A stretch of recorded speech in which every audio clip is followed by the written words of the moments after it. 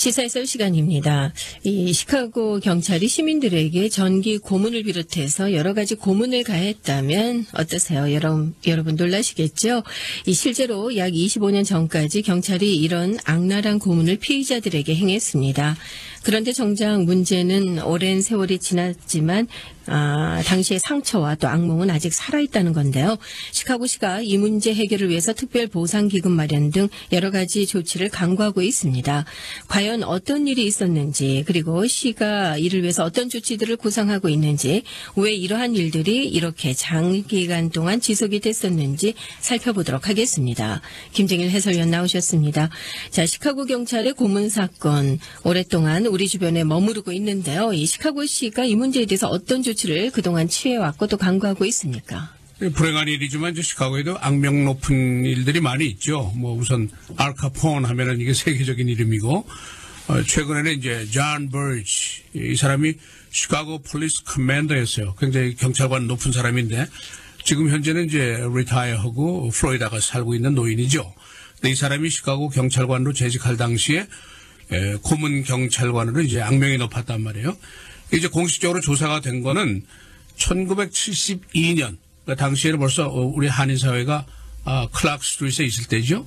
그렇군요. 그때부터 1991년 이때까지, 그러니까 한 19년 아닙니까? 그러니까 한 굉장히 장기간 동안 이런 일이 있었는데, 이게 뭐냐면 이제 강력범 용의자에 대해서 경찰이 고문을 계속한 거예요. 근데 어떤 고문이냐? 전기 충격 고문 같은 거, 또는 질식 고문, 구타, 전쟁터에서나 있을 수 있는 그런 고문을 경찰이 시민들한테 했단 말이에요. 그래서 그 당시에 이 경찰 그 고문한 쪽의 사람들한테 별명까지 붙었어요. 어떤 별명이냐면 Midnight Detectives 그래요. 심야의 형사들, 그런 굉장히 무시무시한 이름이에요. 왜냐하면 피의자들을 밤중에 몰래 끌어내서 구타도 하고 고문을 하는 거예요. 그런데 이제 말씀하신 대로 이게 수십 년 지난 일이지만 아직 과거사가 아니란 말이에요. 현재에도 이게 문제가 되는 거예요. 지금 그 당시에 고문을 받았던 피해자들이 한 120명 정도로 추산을 하는데, 아직 이 사람 중에 많은 사람들이 감옥소에도 있고 이 악몽에 시달리는 사람도 지금 많이 있단 말이죠. 그래서 이제 라모 매뉴 시장이 이 문제에 대해서 이제 이 악몽과 이 bad reputation, 이 악명이죠. 이거를 이제 시카고의 이제 역사의 뒤안길로 넘겨야 될 거 아니냐. 그러니까 우리가 새로운 어떤 조치를 취하자 하는 생각을 하게 된 거예요. 그래서 피해 보상 기금을 마련하자. 그런데 그 기금의 규모가 한 550만 달러 정도 됩니다. 그러니까 지금 이제 120명이라고 그랬습니다만 이제 그 중에 남은 사람이 한 50명 정도 예상을 하고 있는데, 이 사람한테 1인당 최고 한 10만 달러 정도 보상금을 주고서 이 문제를 해결을 하자. 그런 생각이에요. 그리고 이제 곁들여서 무슨 베니피트를 많이 준비를 하는데, 시티 칼리지 같은데 무료로 이제 교육을 받게 하고, 또 무슨 심리 치료가 아직 필요한 사람이 있으면 치료도 받게 해주고, 근데 이 본인뿐 아니라 직계 가족까지도 교육을 시킬 수 있으면 시키자. 그런 얘기예요. 그리고 이제 또 곁들여서 하는 것이, 이 문제에 대해서 시카고 시청이 공식적으로 공개적으로 사과문을 내자. 사과한다는 걸 확실하게 하자. 또 한 가지, 8학년에서부터 10학년 사이에 시카고 공립학교 퍼블릭 스쿨 학생들한테는 이 버지 케이스라는 이 고문 사례가 있었다는 것을 교육을 하자. 이 교육을 의무화하자. 그래서 앞으로는 절대로 이런 일이 일어나지 않도록 우리가 교훈을 삼자. 그런 생각을 한 거예요. 그러니까 이제 지금 말씀드린 대로 이 라마 매뉴 생각은 이게 굉장히 고통스러운 악몽 아니에요. 그러니까 이 불명스러운 것을 빨리 역사 속으로 넘겨버리자. 이제 이런 아이디어죠. 근데 이제 문제는 지금 이제 기금을 마련하고 여러 가지 이제 조치를 지금 말씀드린 플랜을 하고 있습니다만은, 피해자들이 아직 많이 있단 말이에요. 살아있단 말이죠. 그러니까 이 사람들이 소송을 시에 대해서 계속 할 거다 이런 얘기예요. 네. 그 전문가들의 의견이에요. 그 이유는 뭐냐? 돈이죠. 승소만 하면은 몇 백만 달러를 받을 수 있단 말이에요. 그렇겠죠. 지금 하면은 최고 10만 달러까지밖에 못 받는데, 물론 이제 소송을 하면은 이게 꼭 승소를 한다는 보장은 전혀 없죠. 그리고 이런 류의 소송을 하면 10년 이상 걸린단 말이에요. 돈도 많이 들어가죠. 그럼 엄청난 부담을 장기간 동안 겪어야 될 거 아니에요. 그러니까 이런 그 부담을 안고라도 제소를 하겠다는 사람들이 나올 것이냐? 전문가들은 yes. 왜냐하면 그 보상금이 큰 차이가 나니까 나올 것이다. 이제 그런 얘기예요. 그래서 이게 아이디어는 지금 내놨지만 네. 실현 관계에 대해서 이게 얼마나 실효가 있을 것인가. 여기에는 이제 여러 가지 의문이 나오고 있죠. 네. 이 말씀해 주신 것처럼 시의 보상금 규모가 이 제소에 의한 보상금보다는 훨씬 적지 않습니까? 그렇죠. 네. 시카고 시가 벌써 이번 이 고문 스캔들 때문에 쓴 돈이 지금까지 한 1억 달러 돼요. 그러니까 시카고 지금 돈이 없잖아요. 1억 달러면 그렇죠. 엄청난 돈을 쓴 거죠. 이게 무슨 얘기냐면은 보상금을 준 것이 한 5천만 달러 정도 돼요.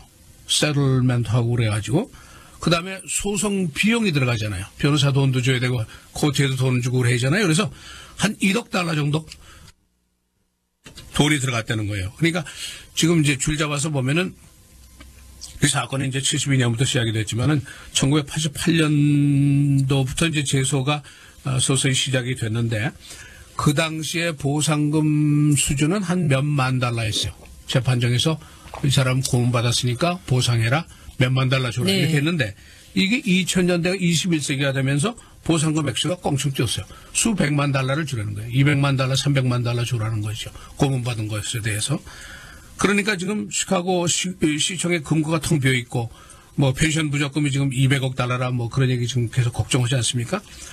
근데 경찰관 몇 명이 이런 악랄한 고문을 해서 시가 1억 달러의 돈을 지금 쓰고 있는데 이게 경찰관이 한 거니까 공식 업무를 하다가 문제가 생긴 거니까 시청이 돈을 내야 될 의무가 있단 말이에요. 그 돈이 누구 돈이냐? 세금 돈 아니에요. 1억 달러를 지금 쓰게 된 네. 거예요. 그래서 이게 이래 되겠느냐 이제 이건데. 그러니까 시카고시로서는 빨리 이런 악명을 씻고 이제 국제도시로서의 이제 그 명예 회복을 해야지 않습니까? 그래야지 이제 여기 비즈니스도 들어오고 관광객도 오고 할 텐데. 그런데 지금 이제 시장이 내놓은 게 550만 달러라는 기금인데 이거 가지고 충분할 것인가? 또 그나마 시의회에서 이거 인준해주지 않으면 550만 달러도 가용하지가 않단 말이에요. 그러니까 이게 문제죠. 그래서 이제 피해 보상 이 패키지 아이디어는 사실은 시의 그 조례로 오디넌스로 2013년도에 이미 제안이 된 거예요.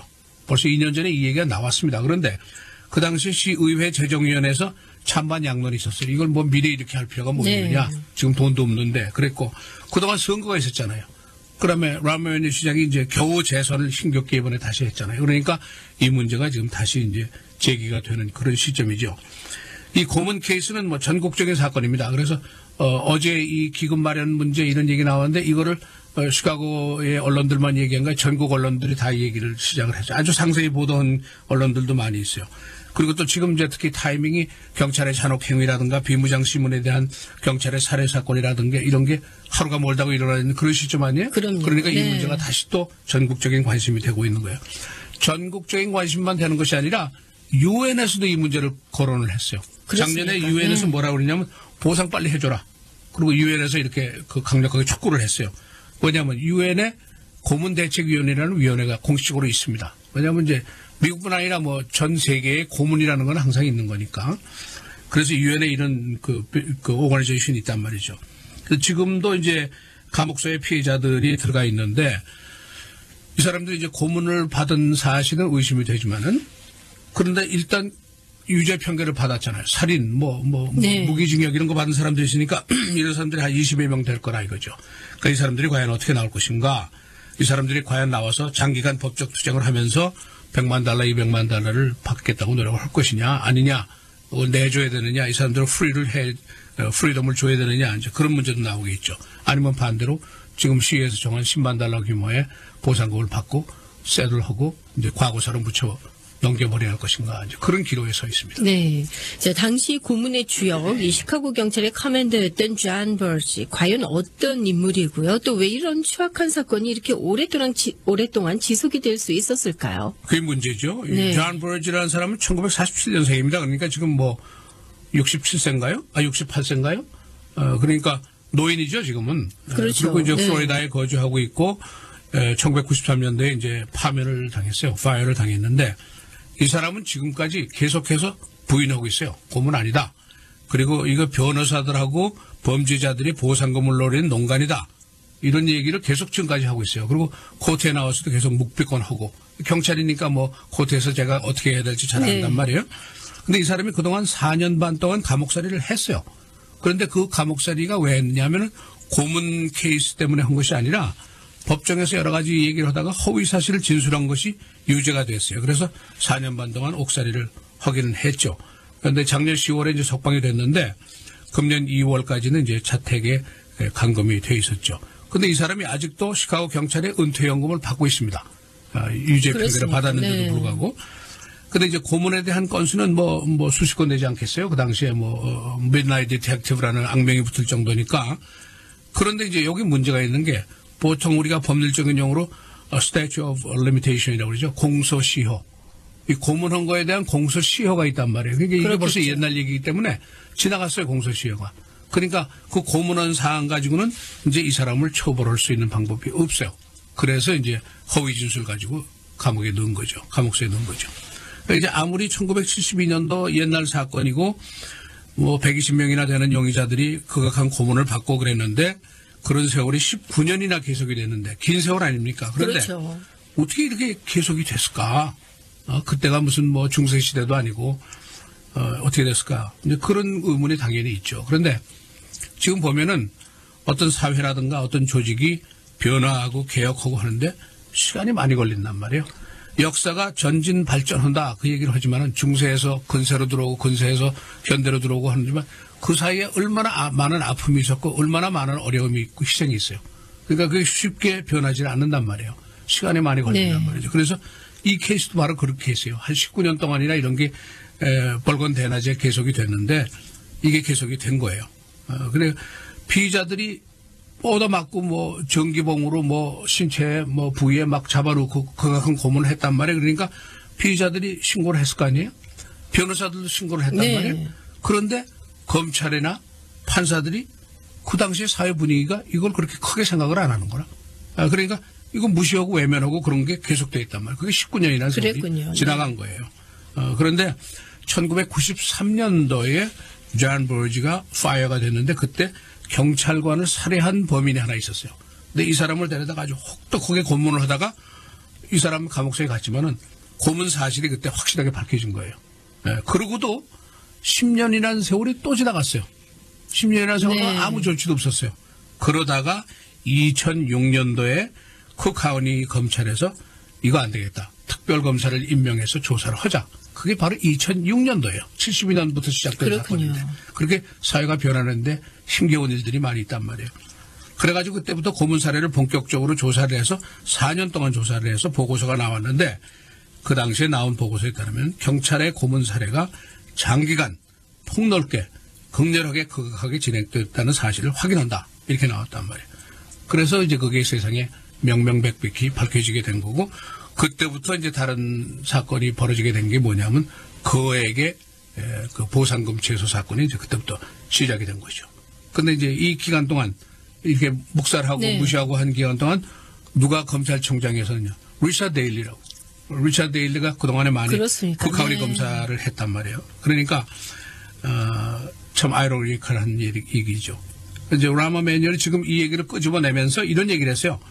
역사의 오점인데 이게 우리가 빨리 잊고 앞으로 포워딩 전진하자 그 얘기를 하면서 그거를 하기 위해서는 시카고시가 책임을 통감해야 한다.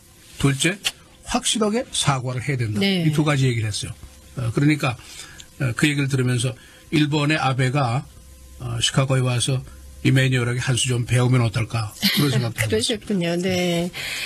자, 참 이런 일이 있고 시카고에서 있었나 정말 믿기 힘든 그런 사실인데 그렇죠. 말이죠. 예, 그래도 그 상처를 다시 정말 회복하기 위해서 여러 가지 조치들 또 방법들을 강구하고 있다라는 그런 소식 오늘 정리해 드렸습니다. 수고하셨고요. 내일 이 시간에 다시 뵙도록 하겠습니다. 고맙습니다. 감사합니다.